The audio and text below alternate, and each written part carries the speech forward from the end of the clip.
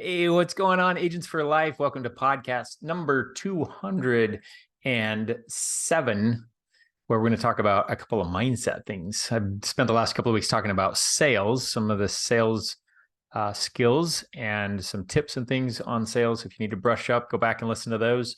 But this week, it's a little bit of just some kind of success training. Okay. I listen to a lot of podcasts and I pick up things all the time, books, videos that I read, Facebook groups that I'm in. So my brain is always getting ideas from different places. And sometimes what comes out is a combination of just things that I absorb. And so you get my filtered abbreviation version of what I take in. So that's what we're going to go over a little bit today. But first, before I do, just a quick plug. I'm not going to go into it much because I have in the last 3 weeks, you know what I'm about to say, National Training Convention, February 2nd and 3rd. You need to be in Raleigh, North Carolina. It's paid for, food's paid for. Just get yourself there. Don't ask questions. Okay. Do not collect your $200. Do not pass go, whatever they say with Monopoly. Just go. Just get yourself to Raleigh. Trust me, you will be glad you did. The networking, the training, the association is absolutely insane. Okay. I can't believe they're not charging for it. Actually, the bill is all footed by, they're being picked up by the carriers. So super generous of our carriers to do that. So anyways, you got to get yourself to Raleigh, North Carolina, February 2nd and 3rd. I will be there. All the team, all the leaders from Equus all across the nation are going to be all in one place.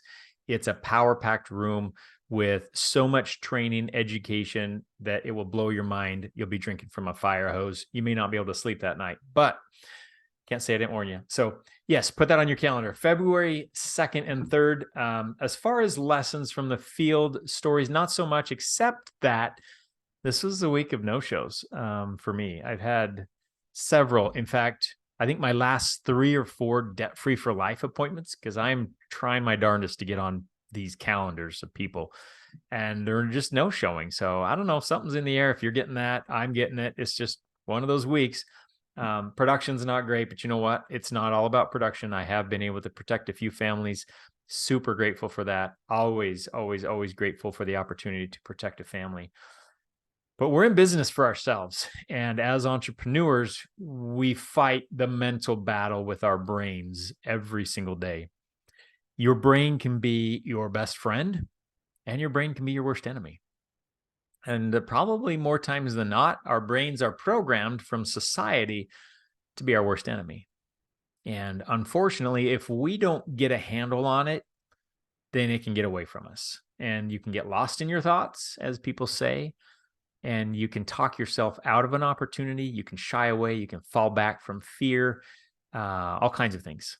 You can create head noise, head drama inside your head that keeps you from moving forward. So there's 5 stops. I'm going to talk about 5 stops. Okay. These are the things that you need to stop doing.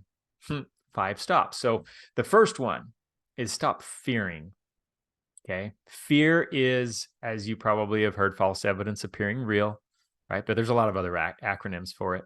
I think statistically, it's like 80% or 90% of the things that we worry about never even come to pass. They never happen. So why are we worried in the first place? Well, our natural brain, our natural primitive brain is designed to keep us safe. It goes back to the caveman days, right? Danger, go back into the cave. Why? Because you're going to die, right? So naturally, our brains learned fear keeps us safe. We want to fear things that are dangerous because we don't want to die. Well, guess what? Never heard of an agent dying because of a bad phone call. Okay. So think about that. Think of our line of work and what we do today. It's not the same type of danger as it was in the primitive years. So stop fearing. Fear is drama. Fear is fictitious. It's made up. And fear keeps you from your dreams. Fear is your enemy. So stop fearing. How do you stop fearing? You just take action. You just do it anyways. And fear just dissipates. It's like a smoke screen. You know, the cloud up in the sky, it looks like this mass. It looks like if you run into it, you can feel it, right? But you get up there in an airplane, and what is it? It's just like, and it's just thin air. It's just air. You fly right through it. It's nothing. But from a distance, it looks like an object. And you look at it and you're like, how is that even floating? So fear is the same way. It's just a smokescreen. And when you get up to it and you really get down to start taking action on what you thought was scary, it just all flitters away. It just dissipates. So I'm going to also add to that a variation of fear. Stop fearing. It's stop flinching. Stop flinching. Because it's that first reaction. Yeah, should I do it? Yeah. When someone goes to hit you, you flinch. It's like that natural reaction. It's when you go to do something, you flinch a little. It's like I'm about to make my first phone call, about to run an appointment. You flinch. Don't flinch.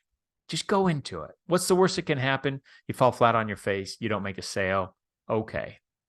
All right. You ended up with exactly the same thing you started with. Nothing.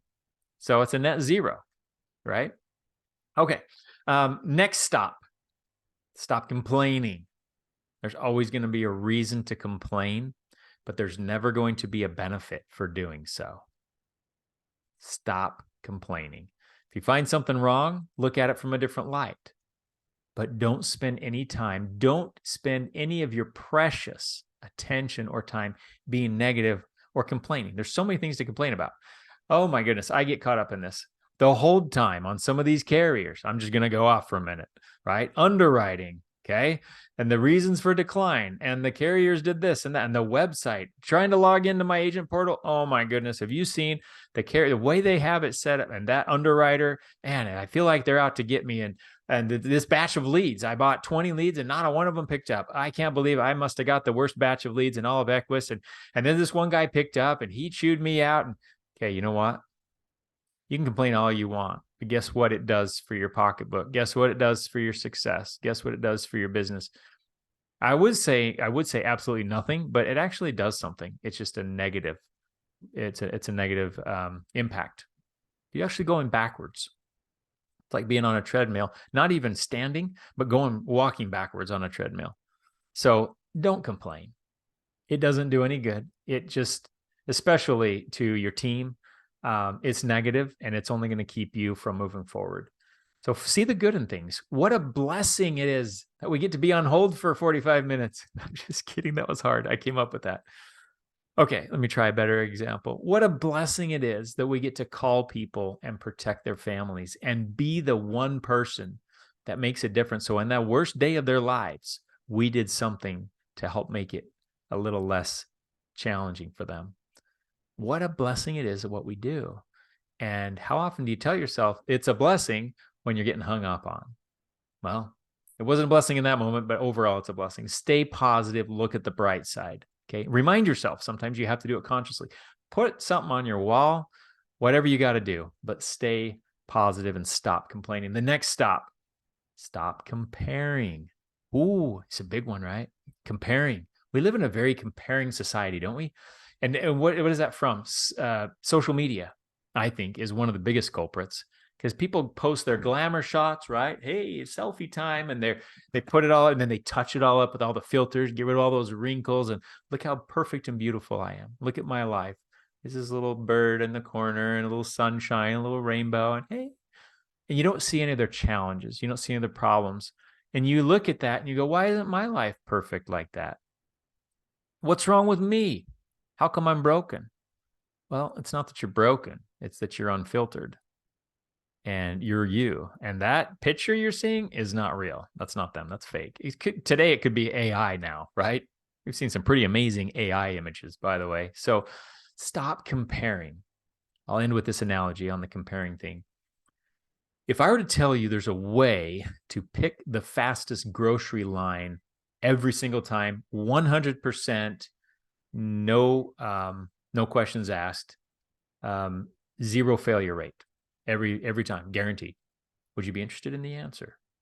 You've been to the grocery store where you're like, in a hurry, so you're like eyeing the lines and you're looking at the checkers and you're like, oh, that one's slow, I'm not going to there, and that one's got a long line, or this guy's got a heaping cart. The ones that they do their shopping once a year and they put it all in their cart, and you're like, I am not getting behind that guy. So you're eyeing all the lines, trying to pick the right one.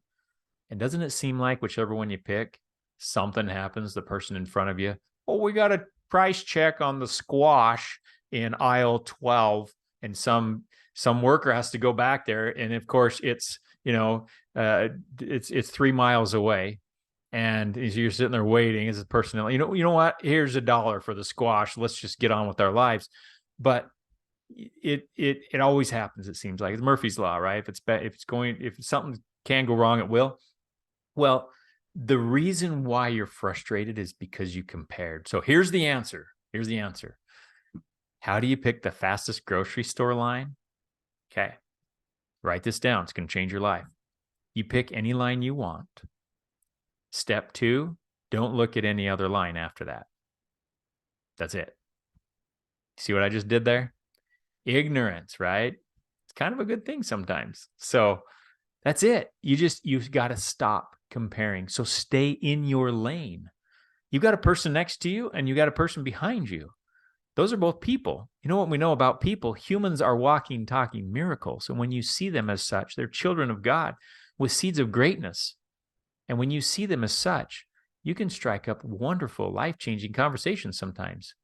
Ask them about their children. Ask them about their day. They're people just like you, and you can make a connection instead of, oh man, why is that grocery store line not going as fast? Well, that guy's going. Look at that over there.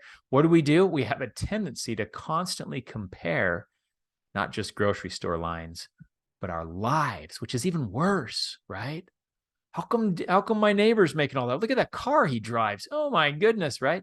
How about business? Oh my gosh, look at that leaderboard. Man, those guys, how come I don't get it? Yeah, I work really high. I don't even get in the top 50, let alone the top 10. How do I get up there? Those guys up there, man, they're just killing it. How are they? You know what? Compare and despair. If you compare, you're always going to come up shorthanded. And you're never going to be happy with the results. Why? Because every life is individual. Every person is different. Every set of circumstances is unique. Yours is not the same as the guy next to you. So if you compare, well, how's that even fair to begin with? It's not. Okay, that's the next one. Stop comparing. Stop number 4, stop stopping. I couldn't resist the urge to put one in there that said stop stopping, just because it's cool to say stop stopping, but also because it's so true. Have you ever tried to go somewhere and you're riding the brake? Usually it's the person in front of you. If you're in Arizona, sometimes it's the person in front of you. Like, why are you riding the brake? What's going on up there? Do you want me to come and drive for you? So I've never thought that, but I've heard people have. So people that ride the brake, what is that doing? It's just slowing you down. And even worse, start, stop, right? So you hit the gas and you hit the brake, hit the gas, hit the brake. What's that going to do to your trip? Yeah, right? I think you know. So stop stopping. You get a little bit of momentum and then you stop. You got to start over again. Well, this business is built on momentum. You get something going, you got to keep it going. It's like starting a fire, right? You get a little flame, you got to keep it going. You don't get this little teeny flame. All right, let's go get the hot dogs and start pulling out hot dogs. Well, that little flame, well, it's probably going to go out. You got to feed it and keep feeding it and keep feeding it, right? So same thing here. You got to get that momentum going on your side. And once it does, your business, by the way, will get to the point where it starts to become unstoppable. Your income, your pipeline of leads, your clients, your referrals, like you get this thing going. You don't have to put in near the effort to keep it going. I'm never saying to just stop, but at first, especially, you got to stay off the brake pedal. Okay. You got to go all in on the gas and stop stopping. You're killing your momentum. Last thing. Okay. Last stop. I said there are 5. We get through 4. You got stop fearing, stop complaining, stop comparing, stop stopping. And this one I think might be my favorite because guilty as charged. We live in a distraction world. My last stop is stop finding something else to do. Stop finding something else to do. What do I mean by that? Anything worth doing is going to require stepping out of your comfort zone. Anything worthwhile in life requires something that makes you feel a little uncomfortable. It challenges you a little bit. Why? Because it's new. right? Our bodies are designed that way. Our brains are designed that way. It's new. It's stepping out of our comfort zone. We don't know what it is. We've never done this before. I don't have a track record of success. Your brain goes, hold on, whoa, whoa, whoa. Sends all these feelings down your spine, right? So what do? We find something else to do. We're going to fill our time with something. Have you not noticed, or you've learned this, I'm sure, you can't not do something. You have to do something. Maybe you're just sitting in a chair. That's doing something. Well, no, I'm doing nothing. No, that's something. We will fill our time with something. Your time, it's like this room. It's full of air. I can't go to that side of the room and go, oh, okay, there's no air over here. There's air every square inch. Time's the same way. It is filled with something. It's what the answer, or the question to ask is, what is it filled with? Okay. Some people say that time is the most valuable asset you have. I take that to just a little bit higher level and say attention is the most valuable asset you have. Time's right behind it. Both are irreplaceable. Okay. I don't know anybody getting younger. Time is spent once and once only. And you have one life to live, and you're only getting older. You're never getting younger. But it's not just time, though, because I could sit next to my son and we're both on our phones and we're doing absolutely nothing. What's more valuable than time? Attention, right? Attention. So it's time plus focus is attention, and that's connecting. That's what you're doing in that moment that you're focused on, not just being there as a lump of cells, but actually doing. What are you doing in that moment that matters? Okay. It's right at the heart of my brand. Life matters. So stop finding something else to do. Those are reasons why you would avoid doing what you know you should do. Something else. That's what we call it. Something else. What is it in the form of? It comes in the form of TV, comes in the form of maybe shopping, maybe drinking, or social media, comes in the form of going into the kitchen for the 12th time to get a snack. Some things that don't even seem like there's anything wrong with it. But if you're seeing it as a cover-up for doing what you know you should be doing, then yeah, it's not good. It's hurting your business and your growth. So when it comes time to do difficult things, stop finding something else to do. Do the thing that's hard.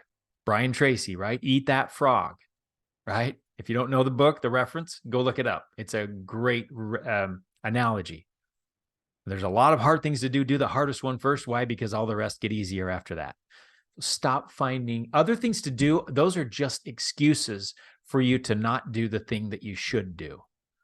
The thing that's the hardest, the thing that you should do, that's what you need to do. And it goes back to the first stop fearing. You don't want to do it because you fear it, or you fear an outcome, or you fear whatever. You feel that fear, so you don't do it. So you have to fill your time with something. Therefore, you find something else to do that's a lot less important. And that can fill your days. And days become weeks. And weeks are made of, or months are made of weeks. Years are made of months. And a lifetime is made of years. And it does add up. So anyways, those are the 5 stops. Stop fearing, stop complaining, stop comparing, stop stopping, and stop finding something else to do. There are probably 100 other stops that we could go over, and I'm curious to hear what yours are. What are your favorite stops? But anyways, thank you for listening. I just wanted to put this out as a gentle reminder to you that you are in a vehicle here with me, with this life insurance business. We have a vehicle to go about as far as anyone ever would want to go. This is unlimited. This is incredible opportunity. There is so much between all the different products we offer. Why put any kind of limitations? Why are we stopping at all for anything? Let's don't slow down. Let's stay off the brake pedal. Let's go full speed ahead toward our dreams. Thank you for listening. I will see you at the top.